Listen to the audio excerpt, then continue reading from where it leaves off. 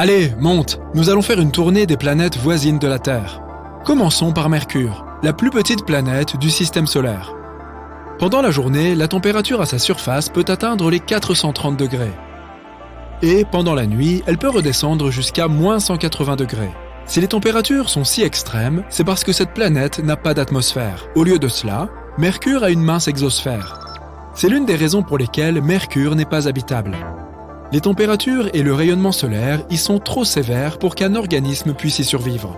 Mais imaginons qu'il existe un moyen de vivre sur Mercure. À quoi la vie ressemblerait-elle sur ce gros caillou? Sa surface est semblable à celle de la Lune. Au cours des millénaires, les météorites y ont imprimé de nombreuses marques. Mais contrairement à la Lune, la surface de Mercure est gris-brun. Maintenant, regardons l'air. Vu de Mercure, le Soleil paraît presque 3 fois plus grand que vu de la Terre. Et sa lumière y est presque 7 fois plus intense. Je me demande quel type de lunettes de soleil il faudrait porter si nous vivions là-bas. La vie pourrait-elle apparaître un jour sur cette planète? Ne te fais pas d'illusions, c'est très peu probable. Maintenant, que dirais-tu d'atterrir sur Vénus? Tu crois peut-être que la planète la plus chaude de notre système solaire est Mercure, car c'est la plus proche du Soleil. Mais en réalité, c'est Vénus qui détient ce record. Qu'est-ce qui fait que Vénus est si chaude? La principale raison est son atmosphère. Elle est composée presque entièrement de dioxyde de carbone. Et elle est si épaisse qu'elle provoque un réchauffement continu à la surface. En gros, les gaz de l'atmosphère emprisonnent le rayonnement thermique. Cette planète ne se refroidit donc tout simplement jamais. L'eau présente à sa surface se transforme constamment en vapeur. Si Vénus était un plat, son atmosphère serait donc comme un micro-ondes. Voilà pourquoi les températures peuvent y atteindre les 465 degrés. À quoi ressemblerait la vie sur Vénus? Sur Terre, les saisons changent à cause de l'inclinaison de la planète. Mais Vénus ne connaît pas de changements importants tout au long de l'année. Tout y est à peu près constant la nuit comme le jour. Et qu'en est-il du ciel? Les nuages sur Vénus sont jaunes ou d'un blanc très vif. Ils sont principalement composés d'acide sulfurique. Mais alors, pourquoi Vénus apparaît-elle rouge-orangé quand on la regarde depuis la Terre? Déterminer les vraies couleurs des planètes a toujours été très délicat. La coloration d'un corps spatial sera différente selon l'endroit d'où tu la regardes. Si nous voyagions jusqu'à Vénus, nous y trouverions une surface brun-rouge. Les molécules de dioxyde de carbone et d'acide sulfurique retiennent la lumière qu'elle reçoit du Soleil. D'où la teinte rouge-orangé de la planète. Et sais-tu qu'on dit souvent que Vénus est la jumelle de la Terre? Les deux planètes sont de taille presque égale. Toutes deux ont des surfaces relativement jeunes et des atmosphères épaisses et nuageuses. De plus, l'orbite de Vénus est également la plus proche de la Terre. On pourrait donc s'interroger sur la possibilité de la vie sur cette planète. Mais je suis désolé de te l'annoncer, non, Vénus n'est pas habitable. Notre prochaine destination est Mars. Contrairement à Vénus, il y a des saisons sur Mars en raison de l'inclinaison de son axe de rotation. Elle connaît également un phénomène saisonnier secondaire à cause de son orbite fortement elliptique. Son hémisphère sud connaît des hivers plus froids et des étés plus chauds que son hémisphère nord. La température moyenne sur Mars est de moins 60 degrés. Mais la chaleur peut aussi varier entre les pôles et l'équateur. Et elle peut varier de façon spectaculaire en une seule semaine. Mais ce n'est pas si terrible comparé aux deux planètes précédentes, hein? Mars est-elle habitable? La première chose dont un organisme devrait s'inquiéter ici, c'est du rayonnement spatial. La Terre a un champ magnétique et une atmosphère épaisse qui protège sa surface des radiations. Mars ne possède ni l'un ni l'autre. Sa gravité correspond à 1/3 de celle de la Terre. Et avec une gravité plus faible et une atmosphère plus ténue, il serait très difficile pour une créature de survivre sur la planète rouge. En 2013, la NASA a découvert un ancien lac d'eau douce qui aurait pu être un jour un environnement hospitalier pour la vie microbienne. Il existe des preuves que de l'eau liquide a jadis été présente sur Mars. Cela suggère que Mars aurait pu disposer d'un environnement favorable à la vie. Qu'est-il donc arrivé à toute cette eau? La théorie la plus couramment admise est que l'atmosphère de Mars s'est trop raréfiée et est devenue trop froide pour que de l'eau liquide subsiste à sa surface. Sa disparition pourrait aussi être liée à la perte des premiers champs magnétiques. Ou ce serait sa taille qui serait tout simplement en cause. Mars est sans doute trop petite pour conserver de l'eau. Donc, pour l'instant, Mars n'est pas habitable. Mais nos scientifiques continuent d'envoyer des missions vers la planète rouge. Peut-être feront-ils de nouvelles découvertes? On verra bien.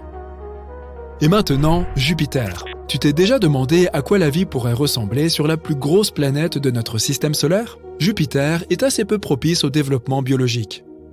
Les températures sur cette planète ainsi que sa composition ne sont pas du tout favorables à l'apparition de formes de vie. Jupiter possède des couches de gaz, principalement de l'hydrogène et de l'hélium. Et ces gaz occupent toute la planète. Littéralement, il n'y a aucune surface solide.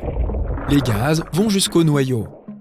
Sous la surface, ils deviennent liquides et se transforment en plasma car la pression atmosphérique y est bien plus intense que n'importe où sur Terre. Pour mettre les choses en perspective, un organisme sur Jupiter devrait pouvoir résister à une pression atmosphérique 1000 fois supérieure à celle de notre planète. Un être vivant pourrait-il survivre dans de telles conditions ? Peu probable. Jupiter n'est absolument pas habitable. Mais bon, il paraît que sa lune, Europe, elle, pourrait l'être. Changement de décor. Saturne. C'est la deuxième plus grande planète de notre système solaire. Comme Jupiter, Saturne est une boule de gaz géante principalement composée d'hydrogène et d'hélium. Et la température sur cette planète ? Elle est glaciale. Et puis, il y a des vents extrêmement puissants. Les vents dans la haute atmosphère de Saturne atteignent une vitesse de 490 mètres par seconde.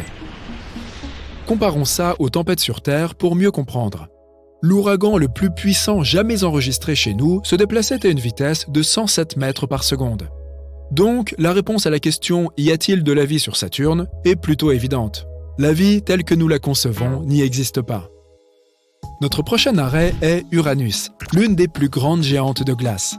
L'atmosphère d'Uranus est dominée par la glace. Mais ce n'est pas la seule chose qui explique la couleur bleue de cette planète. L'autre raison est le méthane dans son atmosphère. Il absorbe la lumière rouge et reflète le bleu.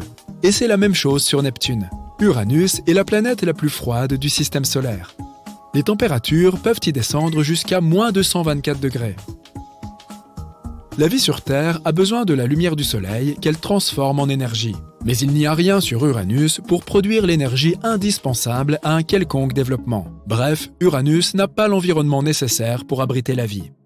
Allons voir du côté de Neptune, la deuxième géante de glace. Qu'y a-t-il sur cette planète la plus éloignée du Soleil ? De toute évidence, il y fait incroyablement froid.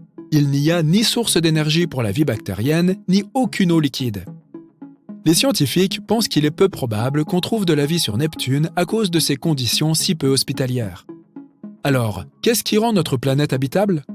Et je ne parle pas seulement de la vie humaine. Je parle de tous les organismes, même des microbes. La vie nécessite des conditions très particulières pour être possible. Tous les êtres ont besoin de nourriture, d'eau et d'une température appropriée pour se développer. L'atmosphère est absolument cruciale. Les humains, par exemple, ont besoin d'oxygène pour respirer. Et ils ne peuvent survivre que si les températures ne sont ni trop hautes ni trop basses. Et puis, il y a la gravité. Les conditions sur les autres planètes sont très éloignées de celles qu'on trouve sur Terre. La vie n'aurait donc probablement rien à voir avec celle que nous menons ici. Tous les êtres vivants se sont adaptés à l'atmosphère terrestre. Dans ces autres mondes, ils seraient confrontés à des conditions de survie à chaque fois très particulières.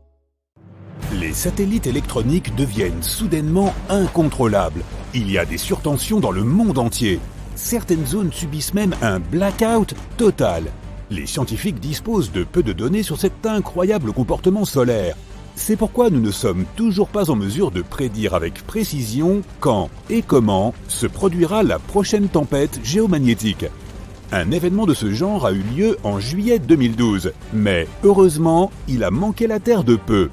Mais à seulement 9 jours près. Pour te donner un aperçu de ce qui a failli se passer, il nous faut présenter quelques notions d'astronomie. Une tempête solaire est une série d'effets que nous ressentons ici sur Terre après que certains événements se sont produits sur le Soleil. Notre étoile n'est rien d'autre qu'une énorme boule de gaz en fusion qui se déplace constamment. Donc ces événements se produisent plus souvent que tu ne le penses. Pour qu'une tempête solaire se déclenche, notre Soleil doit émettre des rafales d'énergie. Elles se présentent sous la forme d'éruptions solaires et d'éjections de masse coronale. Ces deux phénomènes envoient des charges électriques et des vagues de champs magnétiques vers la Terre à une vitesse stupéfiante d'environ 5 millions de kilomètres par heure. Lorsque ces tempêtes solaires atteignent notre planète, on peut voir des aurores boréales dans des endroits proches du cercle polaire. Mais elles peuvent aussi perturber les satellites ou d'autres types de communications électroniques. Certaines de ces tempêtes solaires peuvent être dangereuses, et en 2012, nous avons failli en subir une très puissante qui aurait pu avoir de graves conséquences. C'était même la plus puissante depuis plus de 150 ans, d'après les recherches effectuées par les astronomes. Mais comment avons-nous réussi à y échapper? Avons-nous fait quelque chose de particulier, ou bien était-ce qu'une pure coïncidence? Ce que nous savons, c'est qu'une de ces éjections de masse coronale a effectivement touché l'orbite de la Terre fin juillet 2012. Notre planète avait déjà quitté cet endroit précis alors qu'elle était sur sa trajectoire prévue autour du Soleil. Mais que se serait-il passé si elle ne nous avait pas manqué? Il s'avère que ces tempêtes solaires intenses sont dangereuses pour toutes sortes d'objets technologiques. Étant donné que nous sommes aujourd'hui littéralement entourés de gadgets, de nos smartphones à nos véhicules, imagine ce qui se passerait s'ils cessaient tous de fonctionner d'un coup. Voici comment les tempêtes solaires fonctionnent. Elles commencent par une explosion ou une éruption solaire. Ensuite, des rayons X et UV se déplacent vers notre Terre à la vitesse de la lumière. Les effets secondaires comprennent des pannes de radio et des erreurs de navigation GPS. Les effets peuvent se produire pendant un temps déterminé, car quelques minutes ou parfois quelques heures plus tard, des particules énergétiques atteignent notre atmosphère. Elles se déplacent à peine plus lentement que la vitesse de la lumière, mais elles peuvent choquer électriquement les satellites de la Terre et endommager leurs composants. Enfin, environ 24 heures plus tard, des nuages de plasma magnétisé nous atteignent également. Ils peuvent provoquer d'énormes pannes de courant, paralysant plus ou moins tout ce qui possède une connexion électrique. Il se peut même que nous ne puissions pas tirer la chasse d'eau de nos toilettes, puisque la plupart des réserves d'eau des villes utilisent des pompes électriques. Les effets de ces tempêtes géomagnétiques seraient toutefois différentes en fonction des endroits du monde. Pourquoi? D'après des recherches récentes, la géologie a beaucoup à voir avec cela. Mais revenons un peu en arrière pour brosser un tableau plus vaste. Attache ta ceinture, car nous allons faire un voyage dans la machine à remonter le temps, à une époque où la Lune n'existait même pas encore. Il y a 4,6 milliards d'années, notre système solaire était très différent de ce qu'il est aujourd'hui, et c'est peu dire. Des centaines de nouvelles planètes ont commencé à se former autour du jeune Soleil. Des planètes comme notre propre Terre, Vénus ou Mars se déplaçaient encore dans le cosmos. Dans les années 1970, un astronome nommé Donald R. Davis a développé une théorie selon laquelle la Lune serait née lorsqu'une autre planète a heurté la Terre nouvellement formée il y a environ 4,5 milliards d'années. Il a également indiqué qu'elle aurait pu avoir la taille de Mars et il l'a nommée Theia. Il est difficile d'imaginer à quoi cet impact aurait pu ressembler, même avec l'équipement dont nous disposons de nos jours. Les astronomes ont suggéré l'hypothèse d'un impact géant pour tenter de reconstituer ce mystère. Après avoir heurté notre planète, les couches rocheuses extérieures de la Terre et de Theia ont été projetées dans un cercle de matière cosmique. De ces débris est né ce que nous connaissons aujourd'hui comme la Lune. Le noyau de la Terre a apparemment consommé le noyau de fer de Theia, du moins s'il en avait un. Notre planète s'est également retrouvée dans la position qu'elle occupe aujourd'hui. Elle est ainsi devenue plus sensible aux tempêtes géomagnétiques. À l'époque, il y avait peu ou pas d'informations sur ce qui a pu arriver à Theia, à part nous offrir notre seul satellite naturel. Il a fallu plusieurs années à une série de scientifiques pour trouver une nouvelle idée passionnante qui a révolutionné ce que nous savions de notre planète. Ce qui a été oublié de Theia se cache sous 2 couches de roches de la taille d'un continent, au plus profond de notre planète. Cette théorie est aussi l'une des seules explications de la raison pour laquelle la Lune est si sèche et n'a pas vraiment de noyau de fer. Mais pourquoi la géologie est-elle si importante lorsqu'il s'agit de tempêtes géomagnétiques? Eh bien, parce que des données récentes ont révélé que le type de roche sous tes pieds peut affecter la façon dont ta région s'adapte après de puissantes tempêtes géomagnétiques. Certains types de roches, comme les roches sédimentaires par exemple, ont généralement plus d'espace rempli d'eau, ce qui les rend électriquement conductrices. D'autres types de roches sont plus denses et présentent une plus grande résistance à l'électricité. Si une telle tempête se produit, les personnes vivant dans les Highlands de la Nouvelle-Angleterre risquent davantage de subir des perturbations majeures. A l'inverse, ceux de la plaine côtière centre-atlantique ont moins de raisons de s'inquiéter, simplement en raison de ce qui se cache sous leurs pieds. Comment avons-nous su à quel point ces tempêtes sont effrayantes? Eh bien, ce n'était pas la première fois que cela arrivait. Les tempêtes solaires attisent la curiosité de la communauté des astronomes depuis de nombreuses années maintenant. L'événement le plus emblématique de cette ampleur est l'événement de Carrington qui s'est produit en septembre 1859. Il nous a donné un aperçu de la puissance du Soleil. On l'a baptisé ainsi d'après un astronome anglais, Richard Carrington, qui a lui-même été témoin des éruptions solaires. La puissance de cette tempête solaire était quelque chose que les humains n'avaient jamais connu auparavant. La forte tempête géomagnétique a provoqué des aurores boréales à des latitudes aussi basses que le territoire d'Hawaï. Le matin du 1er septembre 1859, Richard Carrington s'est rendu dans son observatoire privé situé à l'extérieur de Londres. Il a ouvert le dôme de l'observatoire pour avoir une vue complète du ciel et a dirigé son télescope vers l'emplacement du Soleil. Il a vu un tas d'énormes taches sombres qui brillaient à la surface de notre étoile. Peu de temps après, Carrington a remarqué que deux zones énigmatiques, intensément brillantes et pleines de lumière blanche, jaillissaient des taches solaires. Elles ont disparu 5 minutes plus tard, mais les effets se sont poursuivis sur toute la surface de la Terre. Plus tard dans la nuit, les communications télégraphiques du monde entier ont commencé à dysfonctionner. Des éclairs de lumière ont commencé à jaillir des machines télégraphiques, perturbant les opérateurs et mettant même le feu aux feuilles de papier. Des aurores colorées ont commencé à apparaître dans le ciel nocturne du monde entier, faisant gazouiller les oiseaux en pleine nuit.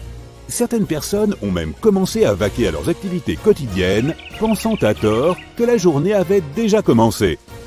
De nos jours, notre planète est quadrillée d'une méga-toile d'informations, si bien que l'impact d'une telle tempête solaire serait encore plus chaotique.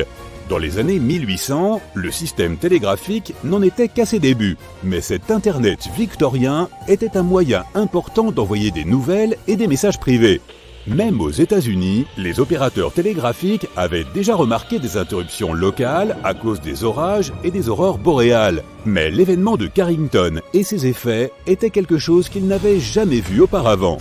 De nombreuses lignes télégraphiques en Amérique du Nord sont devenues inutilisables. Un responsable de télégraphe, basé à Pittsburgh, s'est même souvenu que les courants circulant dans les fils étaient si forts que leur contact en platine risquait de fondre. Un autre exemple est celui d'un opérateur télégraphique situé à Washington, D.C., nommé Frederick W. Royce, qui a été blessé lorsque son front a touché un fil de terre. Les échantillons prélevés dans les endroits glacés de la Terre nous indiquent que l'événement de Carrington était 2 fois plus important que toute autre tempête solaire survenue au cours des 500 dernières années.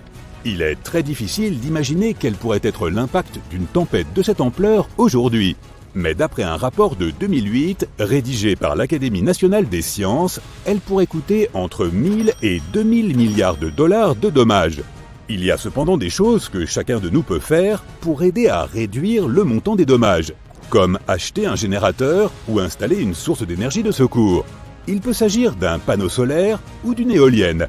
Plus efficace encore, nous pouvons équiper nos maisons de protecteurs de surtension qui se connectent à nos panneaux électriques et peuvent nous sauver de la foudre et d'autres surtensions. Et la solution la plus simple de toutes, il suffit de débrancher tous les appareils non utilisés.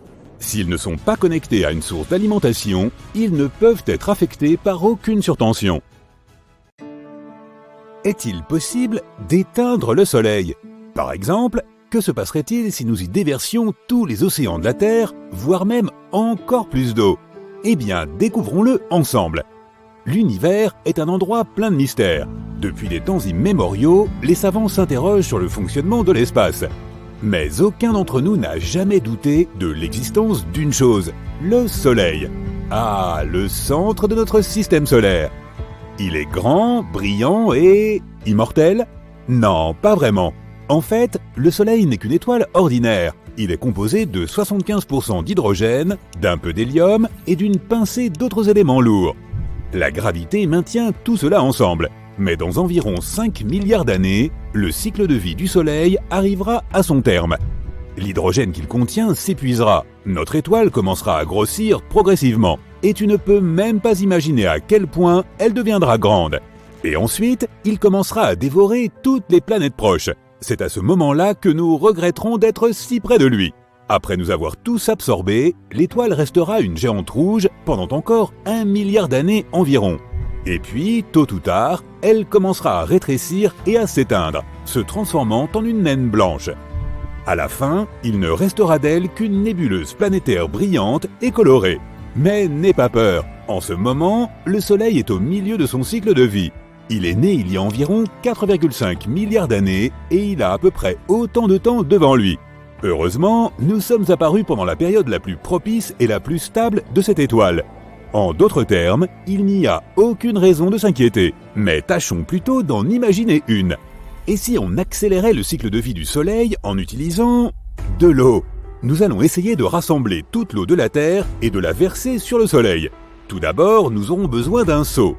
Non, pas celui-ci. Nous aurons besoin d'un très grand seau. Un qui puisse contenir environ 1,360 milliard de kilomètres cubes d'eau. Sa taille serait égale à la distance entre Washington et Chicago. Ou si nous ne pouvons trouver que des seaux ordinaires, il nous faudrait environ 70 trillions d'entre eux. Oui, on parle bien d'un nombre à 18 zéros. Bon, imagine que nous ayons obtenu une telle quantité de seaux par magie. Il est temps d'éteindre le Soleil. Nous aspergeons l'étoile avec toute cette eau et... Rien? Sérieusement? Oh, regarde ça! Le Soleil a probablement eu pitié de nous et a produit une toute petite éruption solaire. Il s'avère que toute l'eau de la Terre ne représente en fait qu'une ridicule gouttelette pour le Soleil. Les gens sous-estiment souvent à quel point le Soleil est infiniment plus grand que notre planète. En réalité, il peut contenir plus d'1,3 terres. Alors, en effet, le Soleil ne s'éteindra pas et ne deviendra même pas plus froid. Il ne remarquera même pas que nous avons fait quoi que ce soit. Mais ne lâchons pas l'affaire, nous voulons vraiment éteindre le Soleil pour une raison ou pour une autre. Que se passe-t-il si nous versons juste assez d'eau dessus? Et quelle quantité représente cette assez? Tu te souviens de nos trillions de seaux? Eh bien, nous avons en fait besoin d'environ 370 quadrilliards de ceux-ci. Ce nombre comporte 27 zéros. C'est difficile à imaginer, alors disons simplement que ça fait beaucoup d'eau. Maintenant, déversons à nouveau tout cela sur le Soleil. Waouh! Regarde donc cette vapeur! Mais le Soleil ne s'est toujours pas éteint pour autant. Au contraire, il nous dit merci et devient soudain beaucoup plus grand et beaucoup plus lumineux. Que se passe-t-il? Tu vois, le Soleil n'est pas un vulgaire feu de camp. Dans les feux de camp et la flamme des bougies, il y a une combustion chimique. Lorsque nous versons de l'eau sur le feu, l'eau absorbe la chaleur de la flamme et la refroidit, à tel point qu'elle ne peut plus entretenir la réaction de combustion. Elle bloque aussi l'accès du feu à l'oxygène. En gros, l'eau interrompt le processus chimique.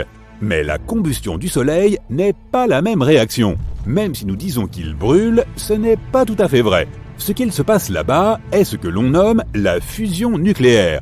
C'est l'une des réactions les plus puissantes et les plus insensées de l'univers. Il y a de nombreuses couches d'hydrogène qui s'enfoncent profondément dans le Soleil. Si tu prends 4 atomes d'hydrogène et qu'ils fusionnent, tu te retrouves avec un atome d'hélium.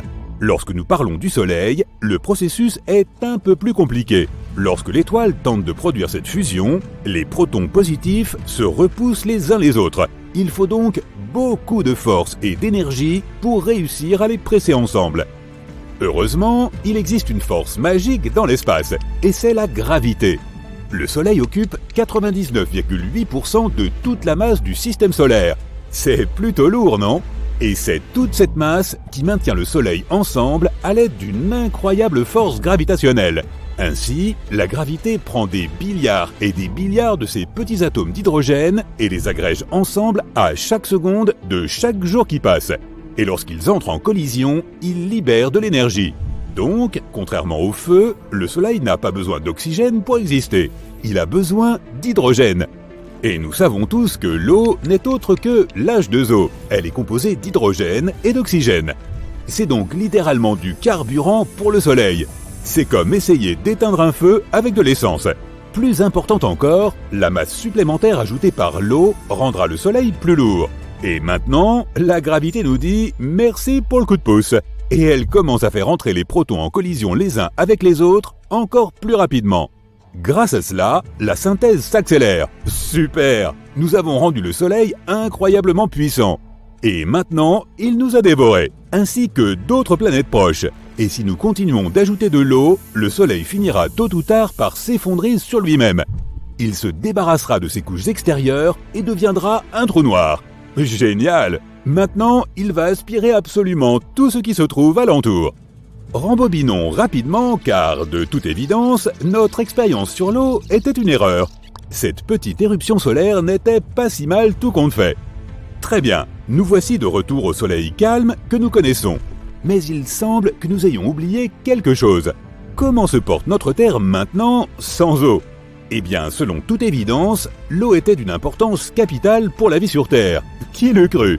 Maintenant, il y a une énorme quantité de poissons inanimés et d'autres organismes marins qui gisent là où se trouvaient nos océans. Pauvres créatures! Quant aux habitants des profondeurs, ils n'ont tout simplement pas supporté un changement de pression aussi brutal. Les algues et les coraux se sont également asséchés. Attends un peu, n'était-il pas responsable de la production de 50 à 80% de l'oxygène de la planète? Oups, il est temps d'enfiler nos masques à oxygène. Et comment ça se passe sur la terre ferme? Je veux dire, maintenant, tout n'est plus que terre ferme pour être honnête. Mais tu comprends où je veux en venir. Waouh! Toute la Terre brille de mille feux. Et je le dis très littéralement. S'il n'y a pas d'océan, alors il n'y a pas de nuages ni de pluie. Et maintenant, il y a des feux de forêt partout. Les pauvres animaux doivent s'échapper et quitter leur foyer. Et ce n'est pas comme s'ils allaient pouvoir en trouver d'autres. Parce que toutes les plantes, bien sûr, vont rapidement se dessécher. Il n'y aura littéralement plus aucun endroit où vivre sur la planète. À présent, la Terre ressemble à un désert gigantesque. Mais des gens vivent dans le désert depuis des milliers d'années, non? Ils sauront peut-être quoi faire. Eh bien non. Après tout, les habitants du désert ont eux aussi besoin de boire.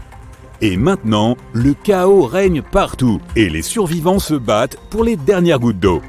Si tant est qu'il y a des survivants, à vrai dire, peu importe qu'ils se battent pour les dernières ressources, leur sort est déjà scellé. Les océans absorbent une énorme quantité de CO2, ainsi que la chaleur provenant du soleil. Ils distribuent également cette chaleur à travers la planète, la rendant agréable à vivre.